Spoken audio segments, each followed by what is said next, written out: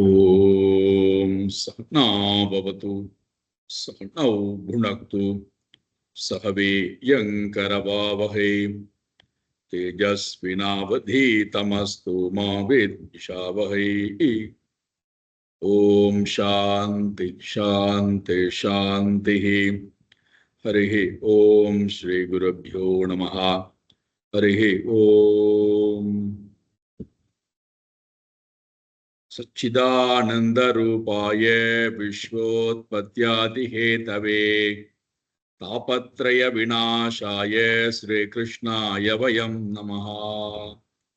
जन्माद्यस्य यतोऽन्वयात् इतरतश्चार्तेष्वभिज्ञस्वराट् तेने ब्रह्म हृदाय आदिकवये मुह्यन्ति यत्सूरये तेजो वारिमृदां यथा विनिमयो यत्र त्रिसर्गो मृषा धाम्ना स्वेन सदा निरस्तकुहकं सत्यं परं धीमहि.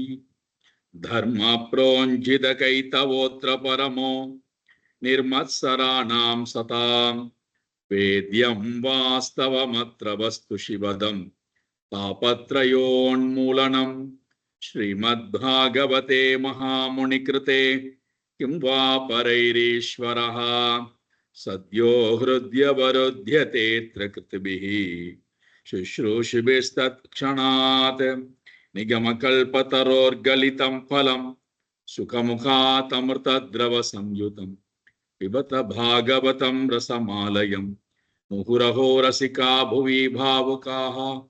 नारायणं नमस्कृत्य नरं चैव नरोत्तमं देवीं सरस्वतीं व्यासं ततो जयमुदीरये. देवीं सरस्वतीं व्यासं ततो जयमुदीरये. ஆகவத தர்மம் எங்களுக்கு முழுமையாக சொல்லப்பட வேண்டும்.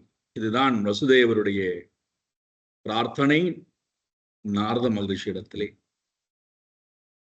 நாரத மகரிஷி உடனடியாக நிமிச்சக்கரவர்த்திக்கும் ரிஷபதேவருடைய 9 புதல்வர்களுக்கும் இடையிலே நடந்த முழுமையான பாகவத தர்மம் நமக்கு இங்கே கிடைக்கிறது. பகவானை பற்றின முழு விஷயங்கள், பகவானுடைய நிர்குண சகுண விஷயங்கள் அத்தனையும் கிடைக்கிறது. பக்தனை பற்றின விஷயங்கள், பக்தியை பற்றின விஷயங்கள், பக்திக்கு தடையாக இருக்கக்கூடிய வஸ்துவை பற்றின விஷயங்கள், எத்தனை விதமான பக்தர்கள் இருக்கிறார்கள், யாரை இறைவன் உத்தமமான பக்தன் என்று சொல்கின்றான், பக்தியினாலே கிடைக்கின்ற பிரயோஜனம் என்ன, இதெல்லாம் சேர்ந்ததுதான் பாகவத தர்மம். அதை முழுமையாக நமக்கு இந்த 9 கேள்விகளின் மூலமாக நமக்கு விரிவாக கொடுக்கிறார். இந்த 11வது ஸ்கந்தம் ரொம்ப சிரேஷ்டமான ஸ்கந்தம் என்று சொல்வதற்கு காரணம், இதுல நமக்கு எல்லா விஷயங்களும் கிடைத்து விடுகிறது. நமக்கு என்னென்ன விஷயங்கள் தெரிந்து கொள்ளப்பட வேண்டுமோ, என்னென்ன நமக்கு விஷயங்களிலே தெரிந்து கொள்ளப்பட வேண்டிய விஷயங்களிலே குழப்பங்கள் சந்தேகங்கள் இருக்குமோ அத்தனையும் இந்த ஏகாதச ஸ்கந்தத்தின் மூலமாக முழுமையாக நமக்கு நிவர்த்தி செய்யப்படுகிறது. அதுல முதல் கேள்விக்கு விடையானது கொடுக்கப்பட்டது. பக்தன் யார், யாரை பக்தன் என்று பகவான் சொல்லுகிறான், இதெல்லாம் ஒரு கேள்வியாக வைக்கப்பட்டது. அதற்கு பதிலாக முதல் கேள்விக்கு பதில் கொடுக்கப்பட்டது. நாம் 2வது கேள்வியிலே நிற்கின்றோம்.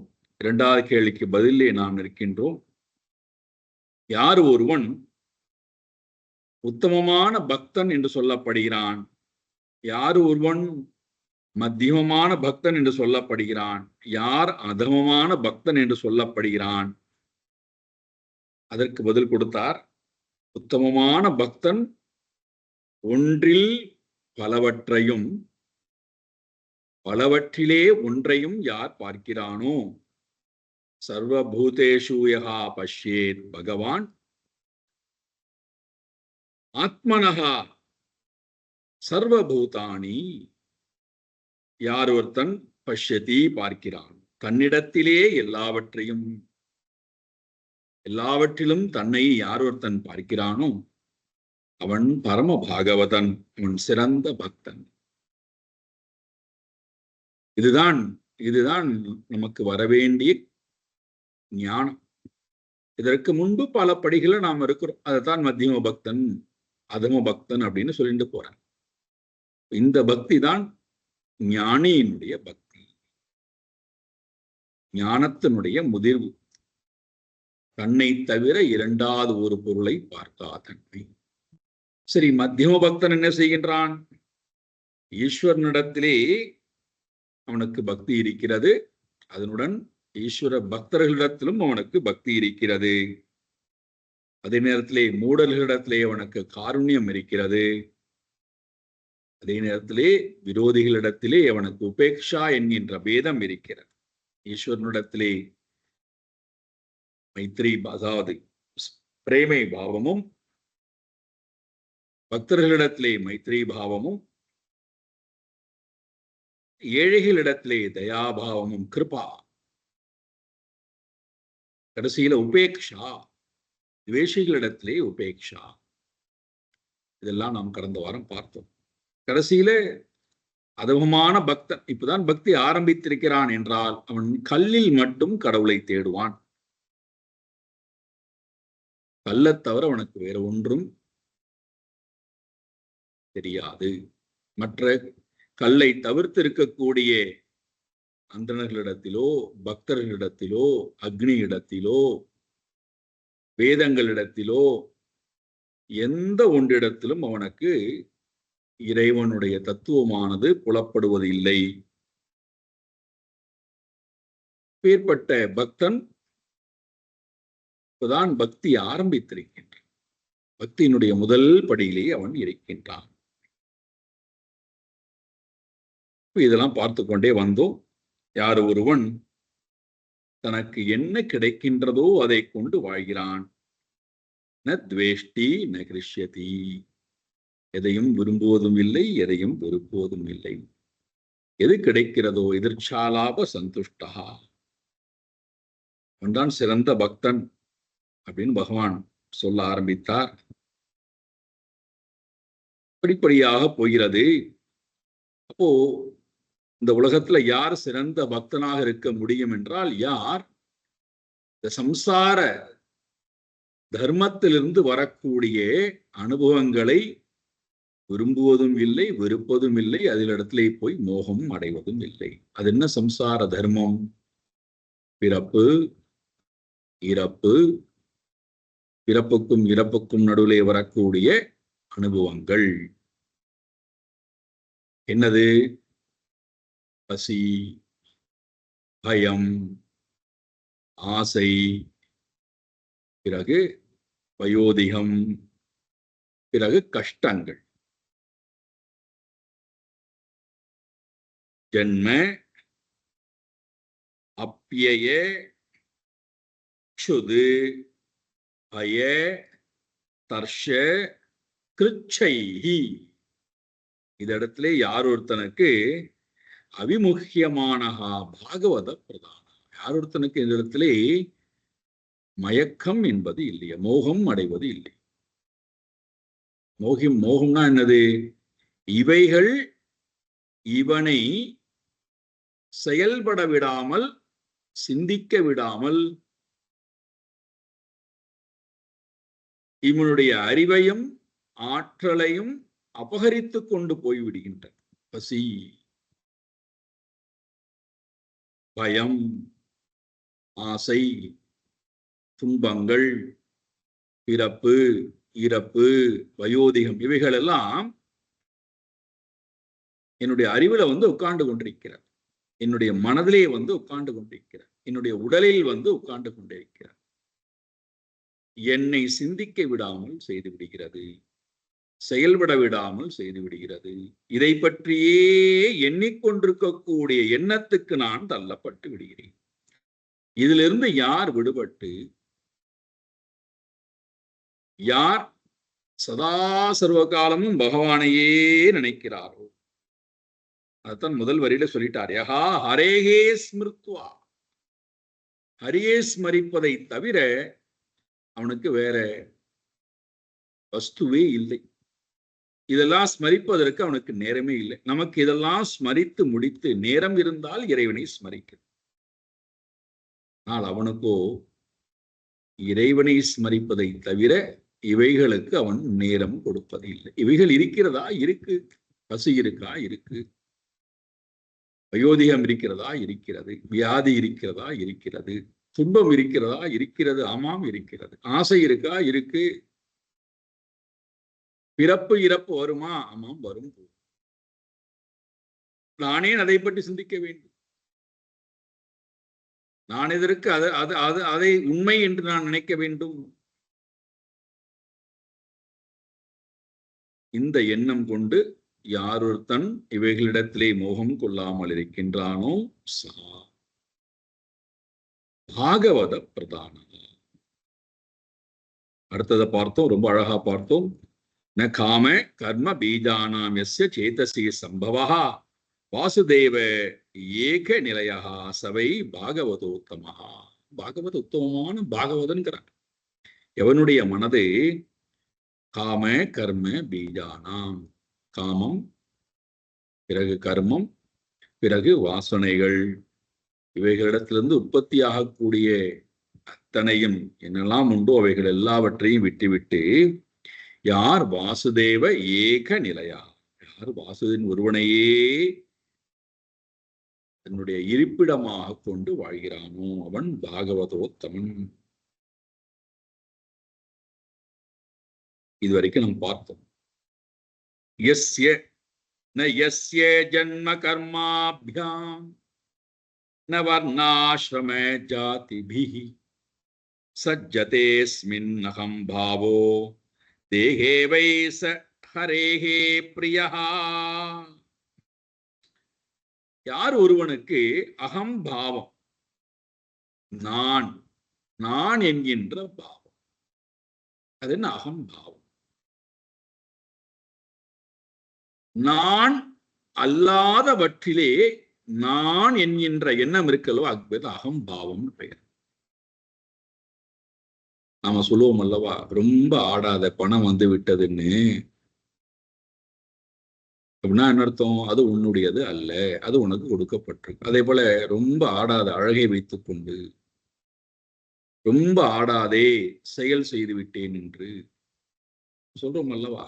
அப்போ என்ன அர்த்தம்டான்னா அவைகள் உன்னுடையவை அல்ல, உனக்கு கொடுக்கப்பட்டிருக்கு. அதே போல வர்ணம், ஆசிரமம், குலம் இவைகளின்பால் நமக்கு ஏற்படக்கூடிய நான் என்கின்ற இவைகளிடத்திலே நான் என்கின்ற அதெல்லாம் நான் அல்லாதது, எனக்கு அந்நியமானவற்றிலே நான் என்கின்ற பாவம். இதெல்லாம் வருகிறதாம் ஜென்ம கர்மாபியாம். நல்ல ஜென்மத்திலே நல்ல பிறப்பு என்பது நல்ல குலத்திலே பிறந்ததுனால ஏற்பட்ட இந்த பாவம், நல்ல கர்மங்களை செய்வதனாலே ஏற்படுகின்ற பாவம். நாங்கள்லாம் நல்ல கர்மத்தை தான் செய்வோம், யாருக்குமே நாங்கள் கெடுதலே செய்வதில்லை. இதுல ஒரு அகம்பாவம். நாமளே முடிவு பண்ணிக்கிறோம் இதெல்லாம் நல்ல கர்மங்கள், இதெல்லாம் நல்லது அல்லாத கர்மங்கள். அதுல நமக்கு ஒரு பாவம், நான் நான் நான் நான் நான் அல்லாதவற்றிலே நான் என்கின்ற பாவம் இருந்தால் அது பேர் அகம்பாவம், நான் என்கின்ற எண்ணம். அது இங்க நல்ல குலத்திலே பிறந்து விட்டேன், நல்ல கர்மங்களை செய்கிறேன், நான் இந்த வர்ணத்தை சேர்ந்து ஜாதியை சேர்ந்தவன், இந்த குலத்திலே இந்த இந்த இந்த ஆசிரமத்தை சேர்ந்தவன் என்கின்ற இவைகளிடத்திலே உண்டான அந்த மதம், கர்வம், அகம்பாவம் யாருக்கு இல்லையோ அதோட சேர்ந்து அஸ்மின் தேகேவா, இந்த சரீரத்திடத்திலும் யார் ஒருத்தனுக்கு நான் என்கின்ற பாவம் உண்டாவதில்லையோ, இதையெல்லாம் சேர்த்துக்கணும். ஆசிரம தர்மங்கள், வர்ண தர்மங்கள், குல தர்மங்கள், ஸ்திரீ தர்மம், புருஷ தர்மம், எல்லா தர்மங்களிடத்திலும் நான் நான் நான் செய்கிறேன். யார் ஒருத்தனுக்கு இந்த நான் என்கின்ற பாவம் இல்லையோ சகா வை ஹரேஹே பிரியா, அவன்தான் ஹரிக்கு ரொம்ப ரொம்ப ரொம்ப ரொம்ப பிரியமானவன். நாம நினைச்சுக்கிறோம் நல்ல குலத்துல பிறந்துட்டேன் அதனால ரொம்ப பிரியமானவன், இறைவனுக்கு நிறைய செல்வம் வந்து விட்டு அதனால ரொம்ப பிரியமானவன், அதனால தான் எனக்கு இவ்வளவு செல்வத்தை கொடுத்திருக்கார், நான் இந்த ஆசிரமத்தை சேர்ந்தவன் அதனால இறைவன் எனக்கு ரொம்ப பிரியமானவர், எனக்கு இவ்வளவு குழந்தைகள் இருக்கிறது, இவ்வளவு கர்மங்கள் செய்கிறேன், இவ்வளவு செல்வங்கள் இடம் இருக்கிறது, ஆகினாலே நான் ரொம்ப பிரியமானவன் நம்ம நினைச்சுக்கிறோம். ஆனா இறைவனுக்கு பிரியமானவன் யார் என்றால் யார் ஒருத்தனுக்கு இவைகளின்பால் கிஞ்சித் அளவும் நான் என்கின்ற பாவம் இல்லை. நான் என்கின்ற பாவம் இல்லாமல் அத்தனையும் உபயோகப்படுத்துவது.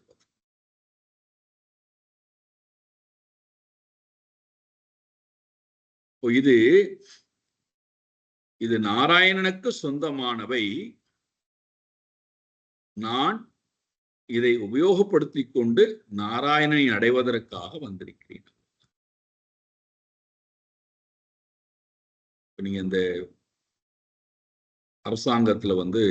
அரசாங்கத்திலேயோ அல்லது பொதுத்துறையிலோ நல்ல பதவியில இருக்கக்கூடியவர்களுக்கு ஒரு இடத்துல இருந்து மற்றொரு இடத்துக்கு அவர்கள் தன்னுடைய பணி நிமித்தமாக போனாருன்னு வச்சுக்கோ, அப்போ அவர்கள் தங்குவதற்காக விடுதிகள் இருக்கும், நல்ல அழகான வசதிகள் கொண்ட விடுதிகள், அரசாங்கத்தால் அதை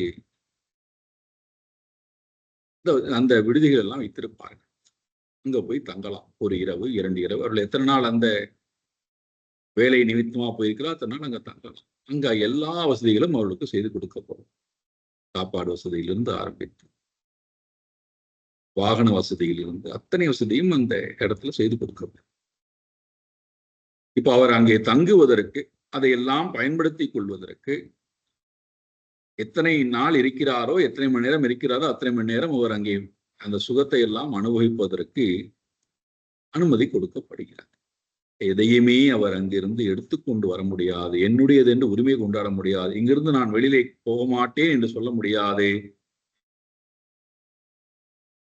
எப்படி நான் உள்ளே போனேனோ அதே முறையிலே நான் அந்த காலம் முடிவதற்குள்ளாக நான் வெளியேறியா. உள்ளே போகும்போதும் நமக்கு எந்த அபிமானமும் இல்லை, அனுபவிக்கக்கூடிய காலத்திலும் நமக்கு எந்த அபிமானமும் இல்லை. நான் இங்கே ஒரு விருந்தினராக வந்திருக்கிறேன், இத்தனை மணி நேரம் தங்குவதற்கு வந்திருக்கிறேன், அவ்வளவுதான். அந்த வேலை முடிந்ததற்கு பிறகு நான் வெளியேறி ஆகும். அப்போ இங்க இருக்கக்கூடிய வஸ்துக்கள் அதை எல்லாவற்றையும் நான் என்னுடைய அந்த நேரத்துக்கு உட்பட்டு, எனக்கு இருக்கக்கூடிய அதிகாரத்துக்கு உட்பட்டு நான் அனுபவிக்கலாம், அதன் பிறகு நான் வெளியேறி ஆகும். அதே போலதான் இந்த உலகத்துல இறைவனுடைய உலகம், இறைவன் நமக்கு ஒரு விடுதி கொடுத்திருக்கார் தங்குவதற்கு, தேகம்ங்கிற ஒரு விடுதி கொடுத்திருக்காரு. இதுல இருந்து கொண்டு ஏதோ ஒரு குலத்திலே பிறந்து ஒரு ஆசிரமத்தை பின்பற்றி ஒரு ஜாதியில இருந்து கொண்டு நமக்குன்னு ஒரு செயல்பாடுல கொடுத்திருக்காரு. எதுக்கு கொடுத்திருக்காருன்னா அவருக்காக வேலை செய்வதற்காக, அவரை அடைவதற்காக, அவரை நினைத்துக் கொண்டே இருப்பதற்காக. இதுல எக்காரணத்தை கொண்டும் என்னை முன்னிலைப்படுத்தாமை, என்னுடைய அகம்பாவத்தை முன்னிலைப்படுத்தாமை, என்னுடைய விருப்பு வெறுப்பை முன்னிலைப்படுத்தாமை, என்னுடைய வாசனைகளை அதிகப்படுத்தாமை, என்னுடைய நலனுக்காக எந்த கர்மத்தையும் செய்யாமை. இதைத்தானே பகவான் 2வது அத்தியாயத்துல அர்ஜுனனுக்கு பகவான் சூத்திர வடிவுல சொல்றார். கர்மணி ஏவ அதிகாரா தே, உனக்கு கர்மம் செய்வதற்கு மட்டும்தாப்பா அதிகாரம் இருக்கு. மா பலேஷு கதாச்சன, எனக்கு எவ்வகையிலும் பலத்தினிடத்திலே அதிகாரம் இல்லை. மா கர்ம பலஹேது மாதே சங்கோஸ்து அகர்மணி. அழகான முழு கர்ம யோகத்தை அறிமுகப்படுத்துவதற்கு முன்பாக இந்த சூத்திரமாக இருக்கக்கூடிய ஆங்கிலத்தை சொன்னா சீக்ரெட் ஆஃப் ஆக்ஷன், செயலின் ரகசியத்தை பகவான் இந்த உலகத்துல எப்படி நான் தொடர்பை ஏற்படுத்தி கொண்டு வாழ்,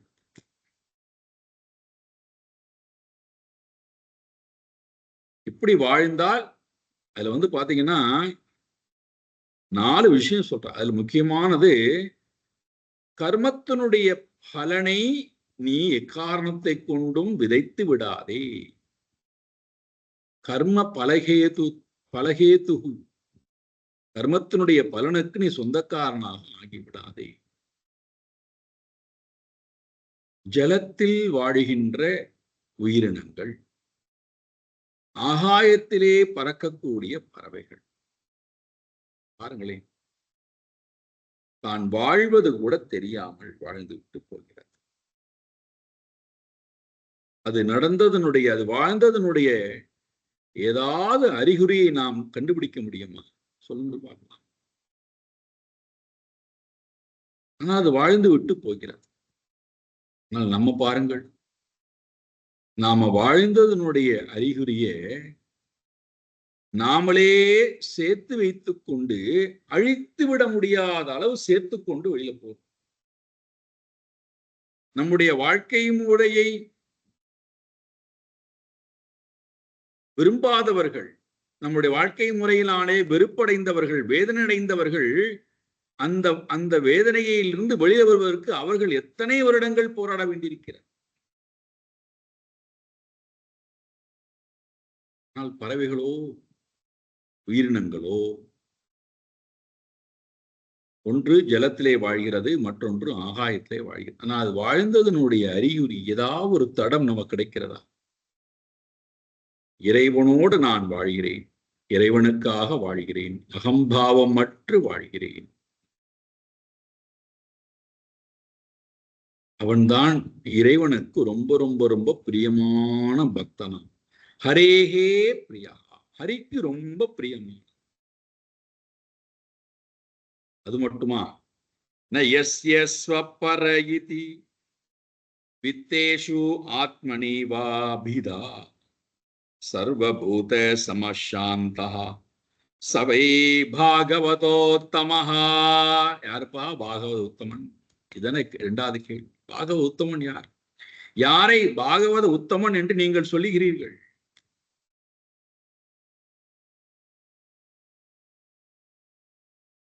நல்ல பாட்டு பாடக்கூடியவனா? நல்ல கீர்த்தனங்கள் ஏற்றக்கூடியவனா? நல்ல புலமையை கொண்டு பேசக்கூடியவனா? அல்லது நல்ல கலைகளை எல்லாம் கட்டு வைத்துக் கொண்டு எல்லோரையும் மயக்கக்கூடியவனா? அல்லது சிறப்பாக எல்லா காரியத்தையும் செய்து முடிக்கக்கூடிய ஆற்றல் படைத்தவனா? யார் யாரை சிறந்த பக்தன் என்று சொல்லப்படுகிறான்? யஹா, எவன் ஒருவனுக்கு மேலே சொல்லப்பட போகின்ற அத்தனை இடத்திலும் ஸ்வபர இதி நபிதா, தன்னுடையது இது மற்றவருடையது என்கின்ற வேத புத்தி யாரிடம் இல்லையோ,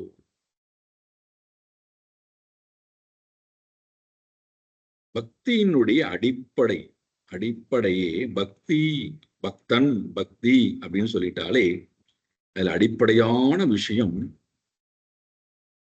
இந்த வேற்றுமை உணர்வு நீக்குவது. அதுதான் அடிப்படையான விஷயம். இதுதான் முதல் படின்னு சொல்லலாம். பக்தன், பகவான் அப்படிங்கிற அந்த வேற்றுமை உணர்வு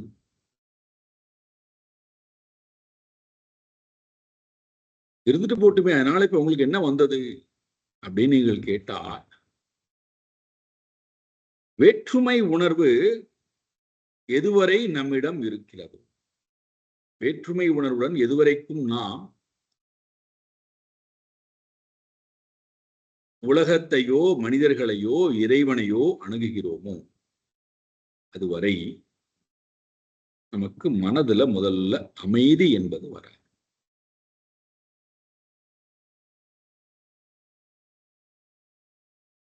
வேற்றுமை உணர்வுடன் அணுகக்கூடிய நமக்கு ஏற்படக்கூடிய முதல் தடை. யாரும் வைத்துக் கொள்ள வேண்டாம்லாம் சொல்லல.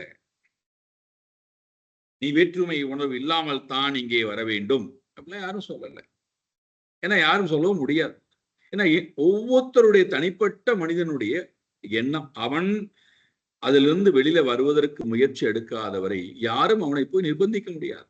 நீ ஏன் வேற்றுமை உணர்வுடன் இருக்கிறாய் சொல்ல முடியாது. வேற்றுமை உணர்வு இருந்தால் இங்கே வராதே சொல்ல முடியாது. வேற்றுமை உணர்வு இருந்தால் எனக்கு ஒரு பெரிய தடை, என்னுடைய மனதுக்கு ஏற்படக்கூடிய பெரிய தடை, என்னுடைய மனதில் அமைதி இருக்காது, அன்பு இருக்காது, பக்தி வராது. மாறாக வேற்றுமை உணர்வு இருக்கின்ற வரை அன்புக்கு மாறான வெறுப்பு, அமைதிக்கு மாறான நிம்மதி இல்லா தன்மை, ஆனந்தத்துக்கு மாறாக துக்கம்,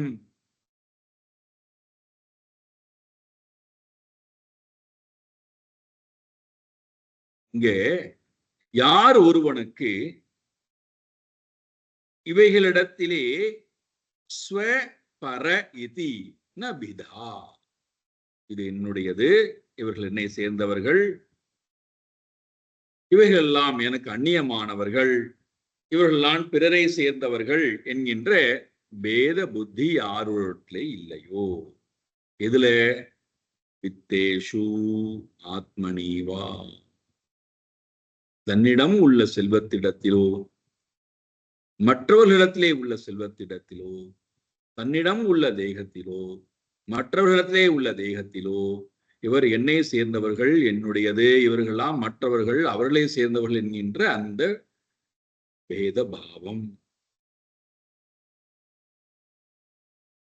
பேத புத்தி இல்லையோ,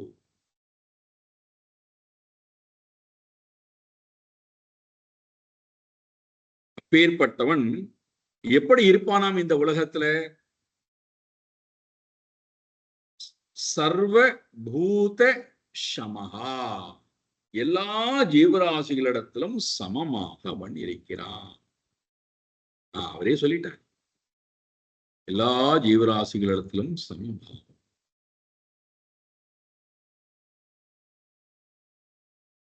நீங்கள் ரொம்ப சூக்ஷ்மமாக ஆழ்ந்து சிந்திக்க ஆரம்பித்தீர்கள் அப்படின்னு சொன்னா, ஏன்னா சிந்தனை தானே நம்ம இயக்குகிறார். நீங்க ஆழ்ந்து சிந்திக்க ஆரம்பித்தீர்கள் அப்படின்னு சொன்னா, நம்முடைய மனதுல அமைதி இல்லா தன்மை, வெறுப்பு உணர்வு, கோபம், விரக்தி, அழுகை, இதெல்லாம் நம்முடைய மனதுல ஏன் எப்பொழுதும் குடிகொண்டிருக்கிறது? ஏன் இது என்னுடைய மனதை விட்டு நீங்குவதே இல்லை? நானும் என்னெல்லாமும் முயற்சி எடுத்து பார்க்கிறேன், ஆனா அப்படியே இருக்கு.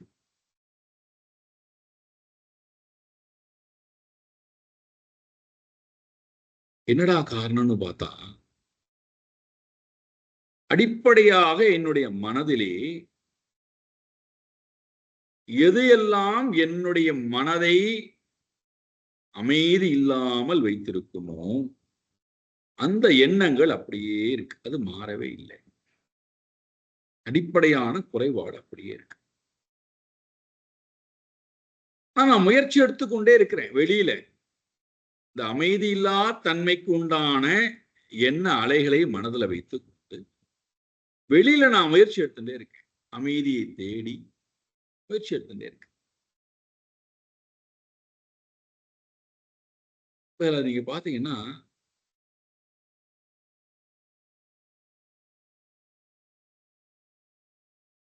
என்னுடைய மனம் உத்தமமான பக்தனாக வரணும், அதுதான் என்னுடைய எண்ணம்.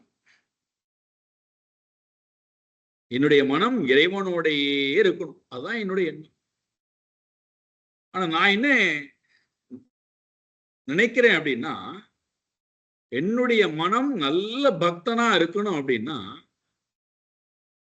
எந்த குறைபாடுகளும் வெளியிலும் இருக்கக்கூடாது, உள்ளும் இருக்கக்கூடாது அப்படின்னு நினைக்கிறேன். நான் சிறந்த பக்தனா இறைவனோட இருக்கணும்னு நினைக்கிறேன். ஆனா அதுக்கு உள்ளும், எனக்குள்ளும் வெளியிலும் எந்த தடைகளும் எந்த குறைபாடுகளும் இருக்கக்கூடாது. இதுதான் என்னுடைய. அப்போ அது அந்த இது எனக்கு குறைபாடு அப்படின்னு தெரிஞ்சிருந்தனாலே, இது எனக்கு தடை அப்படின்னு தெரிஞ்சிருந்தனாலே அதை நோக்கி போராட ஆரம்பிக்கும். இந்த தடை ஏன் வந்தது? இவர்கள் ஏன் இப்படி நடந்து கொள்கிறார்கள்? இவர்கள் ஏன் இப்படி பேசுகிறார்கள்? இவர்களுக்கு என்ன வந்தது என்னுடைய வாழ்க்கையை பற்றி? நான் எப்படி வாழ்ந்தால் என்ன? இதெல்லாம் இப்போ நாம என்ன எதிர்பார்க்கிறோம் அப்படின்னா, என்னுடைய என்னுடைய மனம் இறைவனோடையே இருக்கணும் அல்லது அமைதியா இருக்கணும் அப்படின்னா அதற்கு எந்த இடையூறுகளும் எந்த தடையும் வெளியிலிருந்தும் வரக்கூடாது, உள்ளிருந்தும் வரக்கூடாது.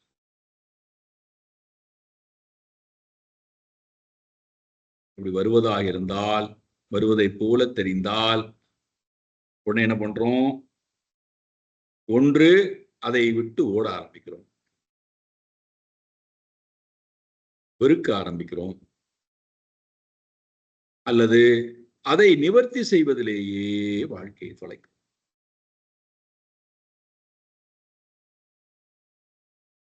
ஒரு விஷயம் நன்றாக புரிந்து கொள்ள வேண்டும். பகவான் சொல்லிட்டார் கீதையில,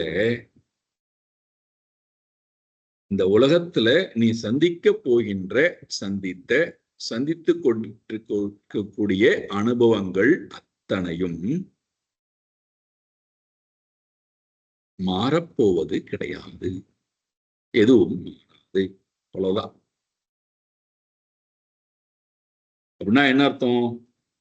இன்றைக்கு ரொம்ப நல்லவன் அப்படின்னு உறவு கொண்டாடுகின்ற மனிதர்கள் நாளைக்கு நமக்கு வேதனையை கொடுக்கக்கூடியவர்களாக மாறுவார்கள். யார் நமக்கு ரொம்ப வேதனையை கொடுக்கிறார்களோ அவர்கள் நமக்கு ரொம்ப அன்பு செலுத்தக்கூடியவர்களாக மாறுவார்கள். எந்த அனுபவம் நமக்கு ரொம்ப வேதனையை கொடுத்ததோ அந்த அனுபவம் தான் நமக்கு ரொம்ப இன்பத்தையும் கொடுக்கிறது. எந்த ஒரு அனுபவம் நமக்கு ரொம்ப சோர்வடைய வைத்ததோ அதே அனுபவம் தான் நமக்கு ரொம்ப எழுச்சியையும் கொடுக்கிறது. இதெல்லாம் உலகத்தினுடைய நியதிப்பா. அதனால அர்ஜுனா, இவைகளை கண்டு நீ சோர்வடைந்து விடாதே, உட்காண்டு விடாதே, இவைகள் மாற வேண்டும் என்றும் எதிர்பார்க்காதே, இவைகளுடைய மாற்றத்துக்காக காத்து கொண்டிருக்காதே. காரணம் ஆகமஹா அபாயினஹா அனித்யாஹா ஆம் ஸ்திதிக்ஷஸ்வ பாரதா. எவ்வளவு பெரிய ஒரு செய்தியை பகவான் போற போக்குல சொல்லிட்டு போற. பொறுத்துக் கொள்கிறார், ஏற்றுக்கொள், அவைகளை ஏற்றுக்கொள். காரணம் என்ன? அவைகளை உன்னால் ஒன்றும் செய்ய முடியாது. இந்த எண்ணம் நம்முடைய மனதிலே அடிப்படையாக இருந்தால், என்னுடைய மனதையே என்னால் நான் சொல்லுகின்ற பிரகாரம் வழிநடத்த முடியவில்லையே, நான் சொல்லுகின்ற காரியத்தை என்னுடைய மனம் செய்து முடிக்க தயாராக இல்லையே, நான் எப்படி மற்றவர்களை வெறுப்பது? எனக்கு பிரியமாக இல்லையே என்று எப்படி நான் அவர்களை வெறுப்பது? என்னுடைய மனமே எனக்கு பிரியமா இல்லையே, என்னுடைய மனமே நான் சொல்லுவதை கேட்பதற்கு தயாராக இல்லையே, என்னுடைய மனமே என்னுடன் வாழ்வதற்கு அருகதை உடைய மனமாக இல்லையே. நான் என்ன சொல்றேன்? என் கூட யாரும் எனக்கு இருக்க வேண்டாம், இதெல்லாம் அருகதையற்ற, என்னோட வாழ்வதற்கு இவர்களுக்கெல்லாம் அருகதையே கிடையாது. என்னுடைய மனம் என்னோட வாழ்வதற்கு அருகதை இல்லாத மனமா இப்ப என்கிட்ட இருக்கு. தூக்கி எறிஞ்சிட்டு ஓடிடலாமா? நித்தம் நித்தம் வெறுக்கலாமா?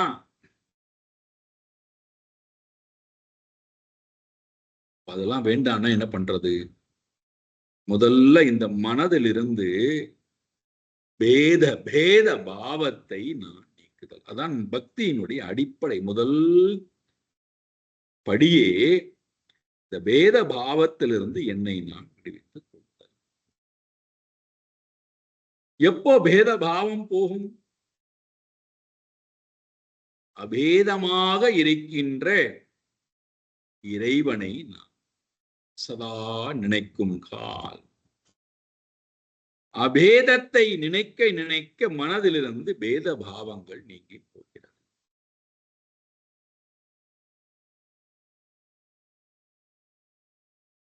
பேதம் என்பது என்னது? அன்பு ஸ்வரூபம். பேதம் என்பது என்னது? வெறுப்பு. அவ்வளவுதான். வெறுக்கின்ற தன்மை, வெறுக்கின்ற தன்மை போய் அன்பு ஸ்வரூபமாக நான் ஆகிவிடுகிறேன். அதனுடைய வெளிப்பாடுதான் சர்வபூத சமா. எல்லா ஜீவராசிகளிடத்திலும் சமமாக இவன்.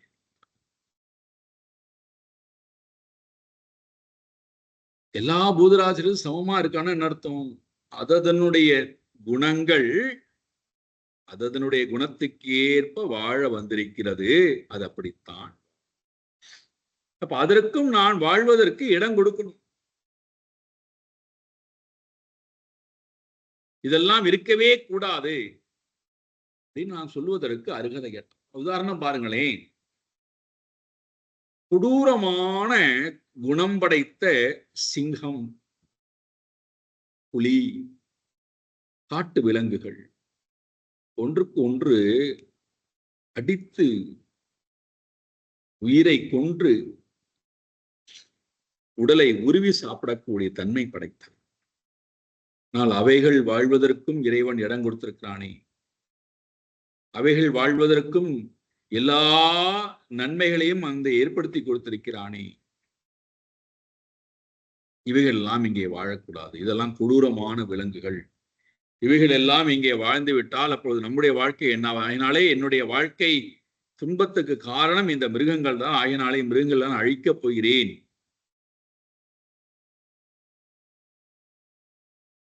எல்லா படைப்புகளும் அந்தந்த ஏதோ ஒரு காரணத்திற்காக படைக்கப்பட்டிருக்கின்றால் அதனுடைய வாழ்க்கைக்கும் ஒரு இடத்தை ஏற்படுத்தி கொடுத்து அதற்கு உணவு, தங்குவதற்கு இடம், குடிப்பதற்கு ஜலம், நல்ல சுவாசிப்பதற்கு காற்று, இவைகளெல்லாம் இறைவன் ஏற்படுத்தி கொடுத்திருக்கான்.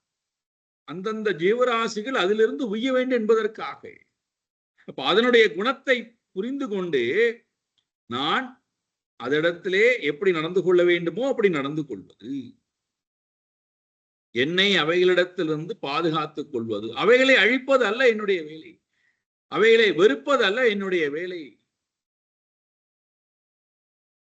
என்னை நான் முழுமையாக பாதுகாத்துக் கொள்வது, அவைகளையும் அவைகளுடைய வாழ்க்கைக்கு ஏற்ப நான் அவைகளை வாழ்வதற்கு தூண்டுவது.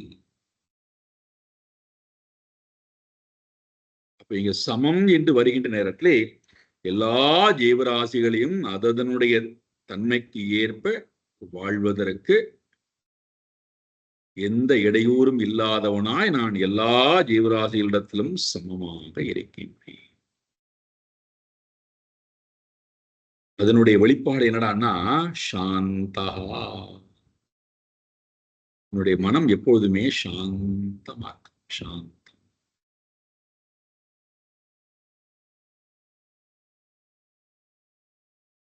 அதுதானே வேணும் நம்ம எல்லாருக்கும். சாந்தம். மனம் ரொம்ப அமைதியா இருக்கு. மனதிலே மனதனுடைய இயல்பு சாந்தம்.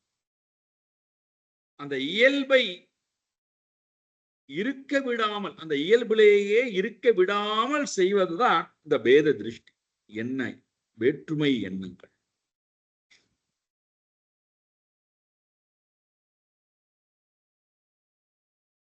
அதனால்தான் ரொம்ப அழகா நீங்க பாத்தீங்கன்னா ஆத்மாவுக்கும் அனாத்மாவுக்கும் என்னடா வித்தியாசம்டான்னா, ஆத்மாவனுடைய உணர்வு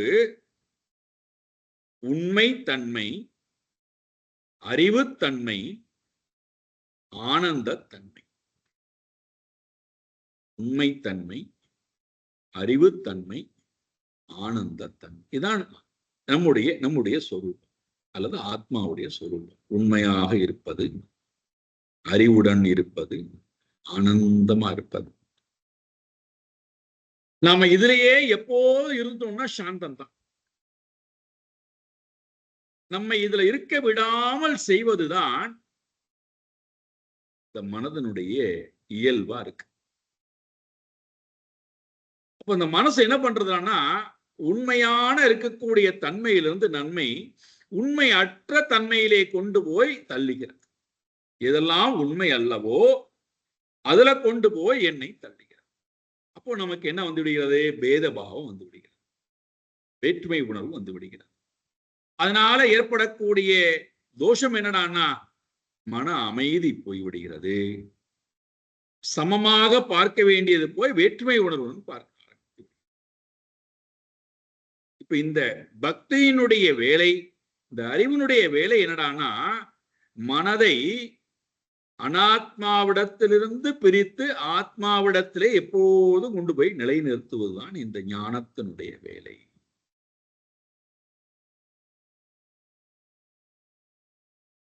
அப்போ உண்மை அல்லாத தன்மை அனாத்மாவுடைய சொரூபம், அறிவு அற்ற தன்மை ஜடம் அப்படின்னு சொல்றோம். அங்க அத அறிவுடைய தன்மை சித்துன்னு சொல்றோம், இங்க அதை ஜடம்னு சொல்றோம். ஒன்றை சார்ந்துதான் அது ஒளிர்ந்தாகும். அதுவால் சுயமாக சிந்திக்க முடியாது. ஜடம்.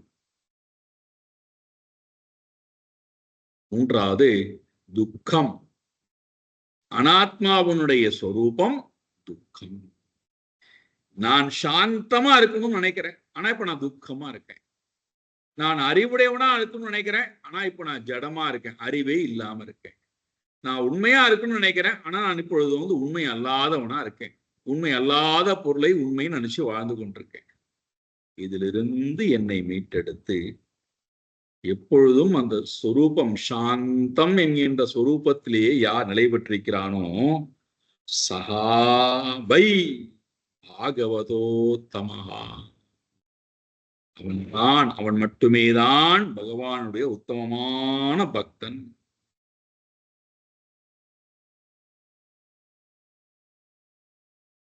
இப்ப நமக்கு இதெல்லாம் கேட்ட உடனே நமக்கு தோணிரும், நாமெல்லாம் அந்த பக்திக்கு உண்டான அருகதையே இல்லாதவர்கள், நமக்கெல்லாம் இன்னும் பக்தி வருவதற்கு பல யுகங்கள் ஆகும் நினைச்சோம். இல்லை,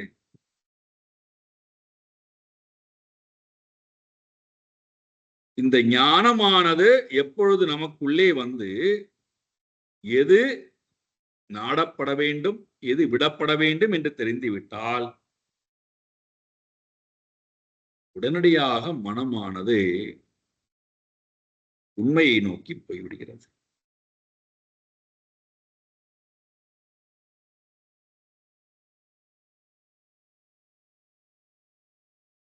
இங்கேயே நம்மால் இந்த பாகவத உத்தமமான பாகவதனாக ஆகும். கடைசியாக இவருடைய பதிலை முடிக்கிறார். விசிருஜதி ஹிருதயம் நயஸ்ய சாக்ஷாத் ஹரீரவசாபிஹிதோப்ய கௌகநாசா பிரணயரசனயா திருதாங்கிரி பத்மஹா சபவதி பாகவத பிரதான உக்தா. மறுபடியும் இவன் தான் பாகவத உத்தமமான பாகவதன் என்பது என்னுடைய கருத்து. இதி உக்தா, சிறப்பாக சொல்லப்படுகின்றான். இவன் தான் முக்கியமான பாகவதன். யாரு ஒருவன் யஸ்ய ஹிருதயம் சாக்ஷாத் ந விஸ்ருஜதி, யாருத்தினுடைய ஹிருதயத்திலே நாராயணனை ஸ்மரிக்காமல் இருப்பதில்லையோ, யார் ஒருத்தன் சதா நாராயணனையே ஸ்மரிக்கிறானோ, பகவான் சொல்றார், அப்பேற்பட்டவனுடைய ஹிருதயத்தை ந விசுஜதி, நான் விடுவதே இல்லை.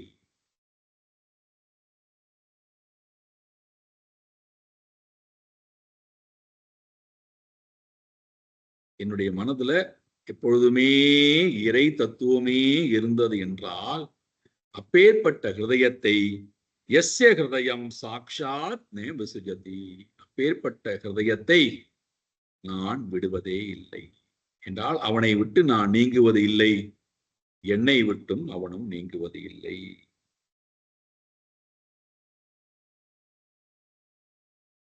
எதனால இது நடந்தது சொல்றார்? பிரணய ரசனையா திருதாங்கிரி பத்மஹா. யாரொருத்தனுடைய ஸ்மரணையானது பரமாத்மாவுடைய அந்த பிரேமை பக்தியினாலே முழுமையாக கட்டப்பட்டு விட்டது.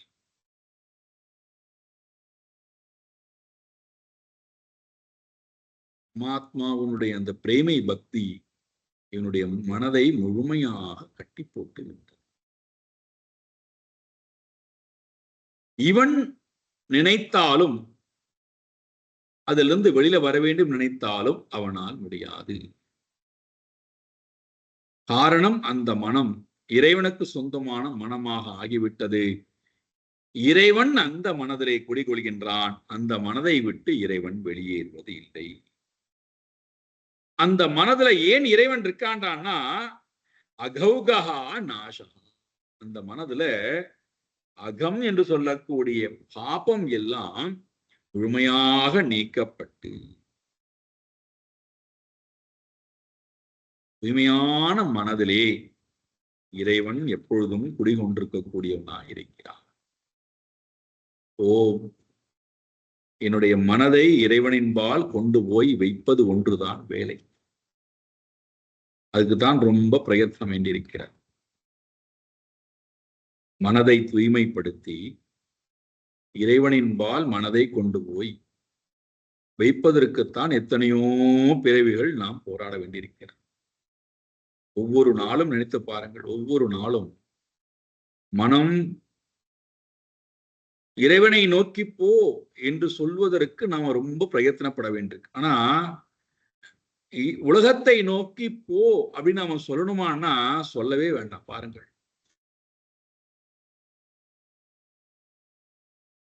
இறைவனை நோக்கி போ என்று சொல்லுவதற்கு அவ்வளவு கஷ்டப்படும். அப்படியே போன்னு சொன்னா கூட மனது போவதற்கு தயாராக இல்லை. ஆனால் உலகத்தை நோக்கி போ அப்படின்னு நம்ம சொல்லணுமாடான்னா வேண்டவே வேண்டாம். அது அங்கேயேதான் இருக்கு. அதிலிருந்து உலகத்திடத்திலிருந்து இறைவனிடத்திலே மனதை மீட்டெடுப்பதற்கு எவ்வளவு போராட எத்தனை பிறவிகள் போராட வேண்டியிருக்கு, எத்தனை நாட்கள் போராட வேண்டியிருக்கிறது.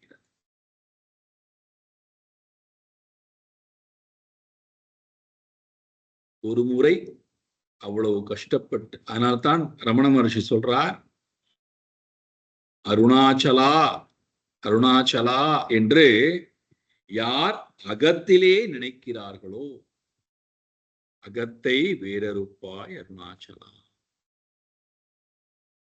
அவர்கள் அகம்னா ஒரு அர்த்தம் பாவம், இன்னொரு அர்த்தம் மனது. மனதை வேரோட வெட்டி சாச்சிடறானாம் பகம்.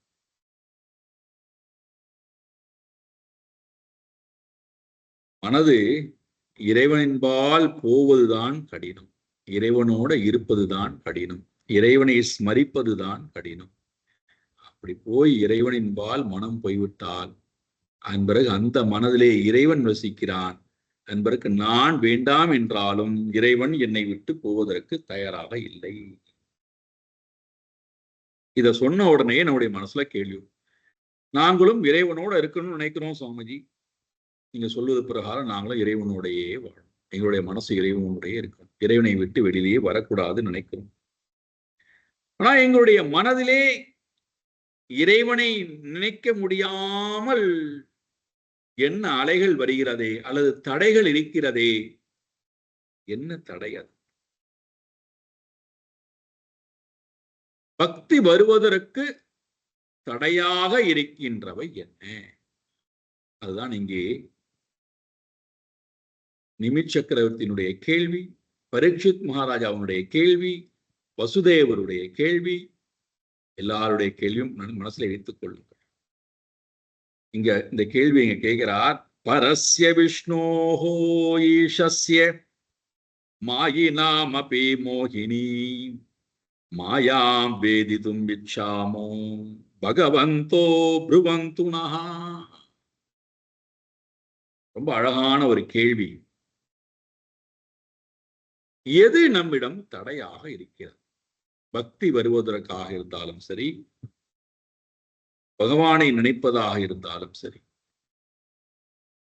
உலகத்திடத்திலே அன்பு காட்டுவதாக இருந்தாலும் சரி, இதெல்லாம் நம்மால் செய்ய முடியாமல் நம்மிடம் தடையாக இருப்பது எது? அதை இங்க ஒரு வார்த்தையை போடுறார். மாயினாமபி மோகினாம். மாயினாமபி, மாயாவிகளை கூட, மோகினி, மாயை செய்யக்கூடியவர்களை கூட, மயக்கக்கூடிய வல்லமை மாயாவுக்கு இருக்கான். மாயாவிகளை கூட மயக்கக்கூடிய வல்லமை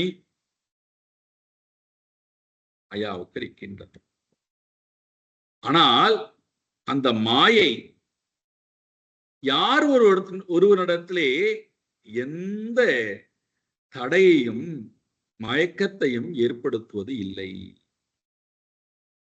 மாயினாமபி மோகினீம் பரஸ்ய ஈஷஸ்ய. அது எல்லாவற்றுக்கும் மாயைக்கு அப்பாற்பட்டிருக்கக்கூடிய ஈஷஸ்ய பரமாத்மாவினுடைய மாயாம் வேதித்தும், மாயையை நாங்கள் அறிந்து கொள்ள ஆசைப்படுகிறோம். கஷ்டமான கேள்வி. மாயையை பற்றி எங்களுக்கு சொல்லுங்கிறார்.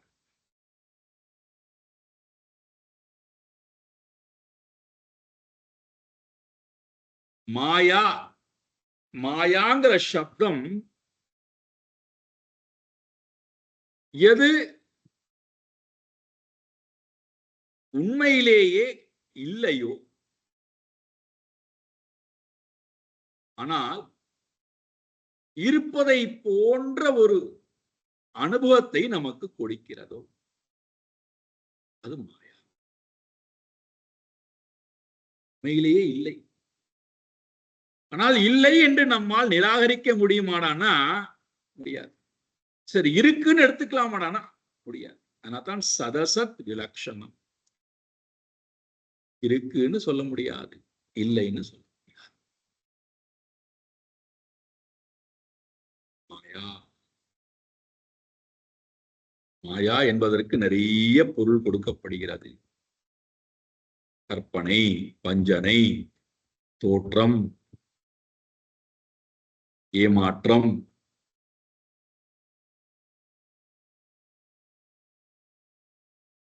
உண்மையை பார்க்க விடாமல் செய்கின்ற சக்தி, இதெல்லாம். அப்ப இங்க மாயை, மாயா, எது மாயா? மாயான்னு ஒரு எங்கேயோ தனியா ஒன்று இருக்கா அப்படின்னா திரிகுணாத்மிகா மாயா. ஹரிசங்கர சொல்றார் தத்துவ போதத்துல, திரிகுணாத்மிகா மாயா. பகவான கீதையில இது சொல்றார்.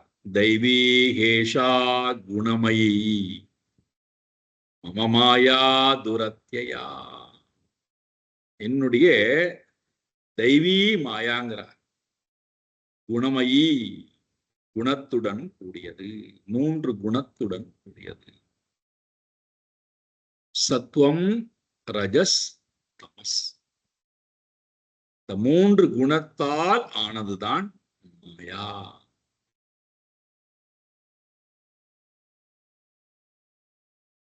நம்ம இடத்துல 2 பொருள் இருக்கு. எல்லாத்தையும் இந்த 2 பொருள் தான் இருக்கு. உலகம் முழுக்க அது 2 பொருள் தான் இருக்கு. ஒன்று நான், மற்றொன்று எனது. நான் எனதோட சேராமல் இருந்தால் ஒரு தோஷம் இல்லை. நான் எனதோட சேர்ந்துட்டா அத்தனை தோஷமும் எனதிடத்திலிருந்து நானுக்கு ஏற்றப்படுகிறது.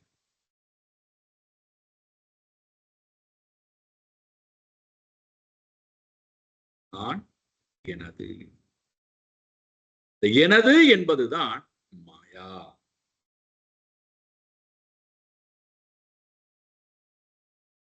அது என்னது? திரிகுணாத்மிகா மாயா.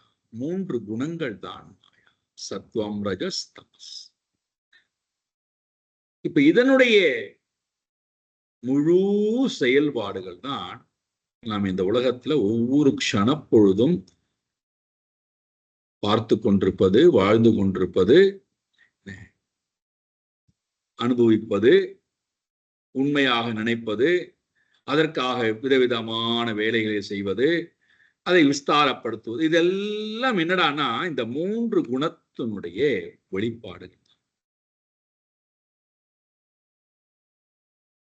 இந்த 3 குணத்திடத்திலே நான் மயங்கி கிடைக்கிற வரை, இந்த 3 குணத்தினுடைய கட்டுப்பாட்டுக்குள்ளே நான் இருக்கிற வரை, உண்மை தன்மையினுடைய என்னுடைய உண்மை தன்மையினுடைய அனுபவம் எனக்கு புலப்படுவதே கிடையாது.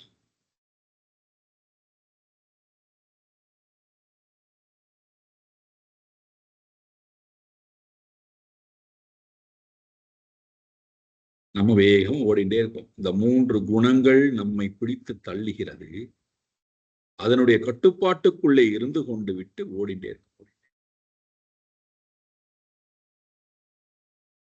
நம்மை யாராவது பின்னிருந்து இயக்கினால் எவ்வளவு வேதனையா இருக்கு நினைத்து பாருங்க. என்னை கொஞ்சம் சுதந்திரமாக இருக்க விடுங்களேன்னு சொல்றோம். ஆனால் நம்முடைய மனம், இந்த முக்குணத்தால் ஆன மனம் நம்மை சதா இயக்கிக் கொண்டே இருக்கிறது. ஜென்ம ஜென்மாந்தரமாக பிறவிகள் தோறும் என்னை இயக்கிக் கொண்டே இருக்கிறது. நிமிடம் தோறும் இயக்கிக் கொண்டே இருக்கிறது. எவ்வளவு வேதனை நமக்கு. என்னிடத்திலே நான் அமைதியாக இருக்கலாம்னு நினைத்தா என்னை இருக்க விடாமல் பிடிச்சு தாழ்றான்.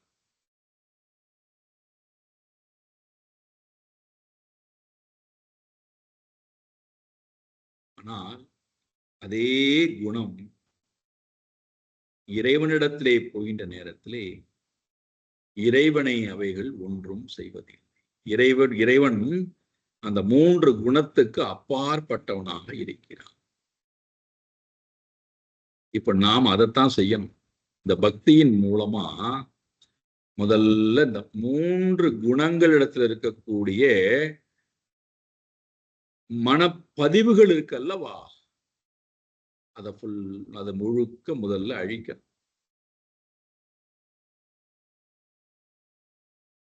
மனதிலே இருக்கக்கூடிய ஜென்ம ஜென்மாந்தரமாக சேர்த்து வைத்திருக்கிறோமே, வாசனான்னு சொல்றோமே, அந்த வாசனைகளை இந்த பக்தி என்று சொல்லக்கூடிய கருவி கொண்டு முதல்ல அழிக்க.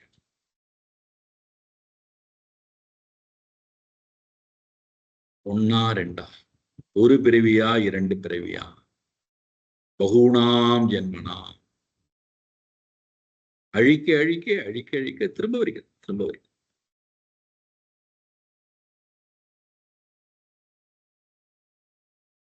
அழித்தல் என்பது ஒரு செயல் என்றால் அழித்ததோட விட்டுவிடக்கூடாது. அழித்தல் என்கின்ற காரியம் முடிந்தவுடனே அப்போ அதுக்கே எனக்கு நேரம் ஆகிவிட்டது அல்ல. அழித்தல் என்று சொல்லக்கூடிய காரியத்தோட 2வது ஒரு காரியம் செய்யணும். அந்த மனதை இறைவனின் பால் கொண்டு போய் சதா நிலை பெற வைத்தல். இது நம்ம பண்றது இல்லை. அழித்தல்ங்கிற காரியத்துக்கே நிறைய நேரத்தை கொடுத்துட்டு இறைவன்கிட்ட கொண்டு போய் வை, அதுக்கு நேரம் இல்லைன்ற, அதுக்கு விருப்பமும் இல்லைன்னு சொல்லி. அழித்தல் என்பது முதல் படி. அந்த மனதை இறைவனின்பால் கொண்டு போய் நிலை பெறவை, இறைவனோடையே இருக்கும்படியாகவை. இறைவனோடையே அந்த மனம் விரும்பி நிலை பெறட்டும்.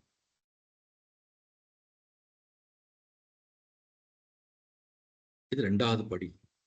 அப்போ அந்த நிலை பெற்ற மனம் இறைவனோடையே ஒன்று கலக்க விரும்பியது என்றால் அப்பொழுது அந்த மனம் ஞானத்துக்கு வந்து மோட்சத்தை அடைகிறது. இந்த மனம்தான் பெரும் தடையா இருக்கு. அது மாயான்னு சொல்லிட்டாங்க. அந்த மாயையை நாங்கள் தெரிந்து கொள்ள ஆசைப்படுகிறோம். இறைவனுடைய மாயையை நாங்கள் தெரிந்து கொள்ள ஆசைப்படுகிறோம். என்ன பதில் கொடுத்தார்? சாயங்காலம் வாருங்கள் பார்ப்போம் சொல்றார். சாயங்காலம் பார்ப்போம். ஓம் பூர்ணமத பூர்ணமிதம் பூர்ணாத் பூர்ணமுதச்யதே பூர்ணஸ்ய பூர்ணமாதாய பூர்ணமேவாவசிஷ்யதே. ஓம் சாந்தி சாந்தி சாந்தி. ஹரி ஓம் ஸ்ரீ குருப்யோ நமஹ. ஹரி ஓம்.